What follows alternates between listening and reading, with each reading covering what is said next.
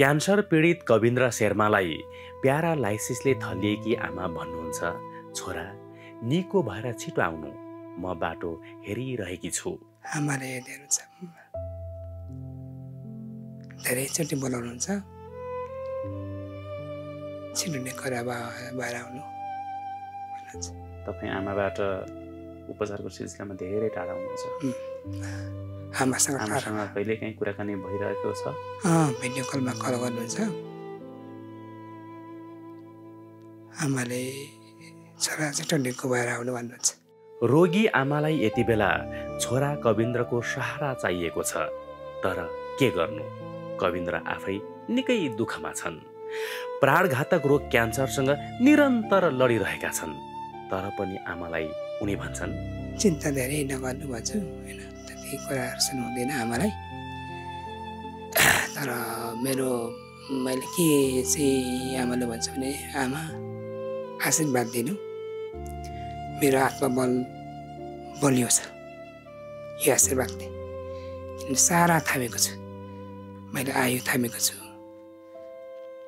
म पहिला मरिसक्थेँ होला, सायद चिन्ता गरेको भए, साथीभाइले सपोर्ट नगरेको भए पहिला मरिसक्थेँ होला। तर भगवान्ले मलाई रक्षा गरिदिएको छ, यति चाहिँ आमाको आशीर्वाद छ। म चाँडै निको हुन्छ आमा भन्छ, होइन, चाँडै निको चिन्ता नगर्नु, म अहिले उपचारमा छु, उपचार राम्रै हुँदैछ, आशीर्वाद दिनु भन्छ। कविन्द्र शर्माको घर पाँचथरको कुमाई गाउँपालिका 2 माङ्जाबुङको फाक्चुवा हो। दुर्गम पहाडी गाउँमा जन्मिएका कविन्द्र वरिष्ठ पत्रकार हुन्। 50 को दशकतिरै रेडियो नेपालबाट जनताको सुख दुःखको समाचार सुनाउँथे कविन्द्र शर्मा। लेख्थे जनताको पक्षमा समाचार। जति बेला देशमा अहिले जस्तो सञ्चार क्षेत्रले फड्को मारिसकेको थिएन, त्यसै बेला देशको पूर्वी पहाडको एउटा जिल्ला पाँचथरका जनताको सशक्त आवाज थिए कविन्द्र शर्मा। पछिल्ला वर्षहरूमा उनी सुम्हालुङ एफएम, इगल एफएम हुँदै पाँचथर एफएमसँग आबद्ध थिए। उनै कविन्द्रलाई प्राणै लिने क्यान्सर रोगले च्याप्दै लगेको छ। तर निको हुने कसरी, गम्भीर चिन्तामा छन्। कारण उनीसँग अहिले एक सुको पैसा छैन। म अहिले मेरो उपचार लम्बिने भएको छ, होइन, मेरो स्वास्थ्यमा सुधार केही आउँदै कुराहरू आउँदैछन्। म आर्थिक हिसाबले जिरोमा छु, होइन। तर सम्पूर्ण साथीहरूलाई चाहिँ म 1 रुपियाँ 2 रुपियाँ जति सक्नुहुन्छ, म उपचारमा छु अहिले दिल्ली राजीव गान्धी हस्पिटलमा। म उपचारका लागि लडिरहेको छु अहिले, सास 2 मुठी सास बचाउनको लागि लडिराखेको छु अहिले, होइन। मलाई के अरे यो अलिकति अझै मलाई बाँच्ने अहिले तत्काल बन्ने रहर छैन, होइन, जसले नै रहर त हुँदैन। मलाई बाँच्ने आशा अझै छ मेरो। सम्पूर्ण देश विदेशमा भएको साथीहरूलाई चाहिँ मलाई जति सहयोग सक्नुहुन्छ उपचारमा चाहिँ मलाई सहयोग गरिदिनुहोस्। किनभने पैसाले गर्दा मान्छेले उपचार हो भने बाँचिँदो रहेछ भन्ने कुरा सिक्दैछु म। पैसा हो भने बाँचिने रहेछ। क्यान्सर फैलिँदै घाँटी, हड्डी र कलेजोसम्म पुगेको छ। उपचारमा अहिलेसम्म 50 लाख बढी खर्च भइसक्यो। यो खर्च केही आफ्नै र धेरै चाहिँ सहयोगी मन भएका देशी विदेशी नेपाली दाजुभाइ दिदी बहिनीहरूको हो। अब डाक्टरले निको हुन 25 लाख चाहिने बताएका छन्। यति भए कविन्द्रले क्यान्सर रोग जित्नेछन्, आयु लम्ब्याउनेछन्। अनि प्यारालाइसिसले थलिएकी आमाले भने जस्तै उनी निको भएर घरमा पुग्नेछन्। मैले अब मेरो करिब 2 वर्ष अगाडिदेखि म जब मलाई प्राणघातक क्यान्सर रोग लाग्यो भन्ने थाहा भयो, होइन, मलाई त्यो रोग लाग्यो भन्ने थाहा हुने बित्तिकै म धेरै कुरा आत्तिएँ। मलाई सारा सपना टुटेको दिन त्यो दिन थियो, सारा खुसीहरू टुटेको दिन थियो, होइन। मैले जब काठमाडौँमा मैले यसको रोग पत्ता लाग्यो, म क्यान्सर रोग लाग्दैछ भन्ने 2 वर्ष अगाडि थाहा थियो। 2 वर्षसम्म मैले नेपालमा उपचार गरेँ। मैले भक्तपुर क्यान्सर अस्पतालमै उपचार गरेँ घाँटीको सुरुमा। घाँटीको मेरो सुरुवात चाहिँ घाँटीकोबाट भयो क्यान्सर, होइन। त्यहाँबाट पछाडि कलेजो, त्यहाँबाट हड्डी, त्यहाँबाट ब्रेन, होइन, धेरै ठाउँमा फैलियो। तर मैले अहिले यस्तो सङ्घर्ष गर्दैछु। मलाई जब डाक्टरले तपाईँ मृत्यु हुँदै हुनुहुन्छ, तपाईँको मृत्युको दिन आयो, तपाईँको अन्तिम दिन आउँदैछ, अब घर गए हुन्छ भन्ने खालको मेरो मृत्युको घोषणा भएको दिन होइन। मेरो मृत्युको घोषणा भएको दिन चाहिँ मैले यस्तो मलाई तनाव भयो। लाइफको अन्त्य हुँदैछ भन्ने मैले थाहा पाएँ। मेरो जिन्दगी अन्त्य हुँदैछ भन्ने थाहा पाउँदा कस्तो होला होइन। आफूलाई म त मर्दैछु भन्ने थाहा पाउनु पर्ने कस्तो भाग्य होला कि म मर्दैछु भन्ने थाहा पाएको दिन। मैले त्यहाँबाट मैले धेरै 2 वर्षसम्म उपचार खर्चमा धेरै खर्च भयो। मसँग 1 रुपियाँ पैसा थिएन होइन।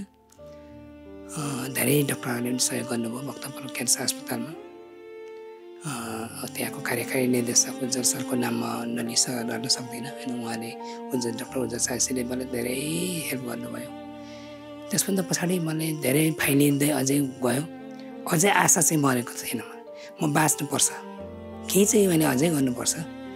म 2-4 दिन नै सास अड्याउनु पर्छ। पुरै ट्रिटमेन्ट नहोला तर मेरो बाँच्ने दिन चाहिँ अझै के अरे सास चाहिँ अझै बढाउनु पर्छ। मेरो आयु बढै हुन्छ। 2-4 महिना भयो, 2-4 वर्ष भयो नि म बाँच्दै हुन्थ्यो भन्ने खालको ठुलो सपना थियो। कविन्द्रले बुबा गुमाएको 10 वर्ष हुनै लाग्यो। आमा अलिक अघिदेखि नै प्यारालाइसिसले थलिएकी हुन्।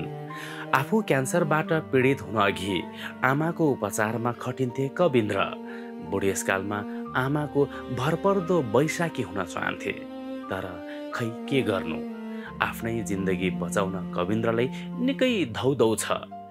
क्यान्सर रोग लागेपछिको जिन्दगी खै के जिन्दगी। जिन्दगीले दुःखै दुःखको पहाड थेक्नु पर्यो। कविन्द्र भन्छन्, के चाहन्थे म, के भइदियो आज। बुवा पनि बित्नु भयो। बुवा बित्ने बित्तिकै अब सबै लथालिङ्ग भयो। आर्थिक हिसाबले जिन्दगी लथालिङ्ग भयो। अनि आमालाई अब आमाले कतिखेर छोरा कस्तो हुँदैछ भनेर छोरा बेस ठिक छ भन्छु। भारतको नयाँ दिल्ली स्थित राजीव गान्धी क्यान्सर अस्पतालमा कविन्द्र उपचाररत छन्। त्यसअघि भक्तपुर क्यान्सर अस्पतालमा लामो समय उपचार गरे। त्यहाँ उनको उपचार सम्भव भएन।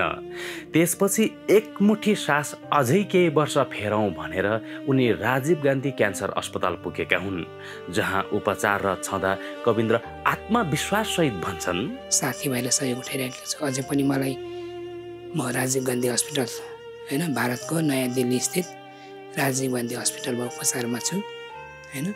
मेरो इम्युनोथेरापी र किमो चलिरहेछ। मेरो स्वास्थ्यमा धेरै कुरा सुधार भइरहेछ। पैसा भए त बाँचिने रहेछ नि त। कविन्द्र माग अर्थात् भगवानसँग आयु मागिरहेका छन्। बिरामी आमासँग आशीर्वाद अनि तपाईँसँग सानो सहयोग। भगवानले आयु दिए अनि तपाईँले सकेको मात्रै सहयोग गर्नु भए कविन्द्रका लागि पक्कै जीवनदान साबित हुनेछ।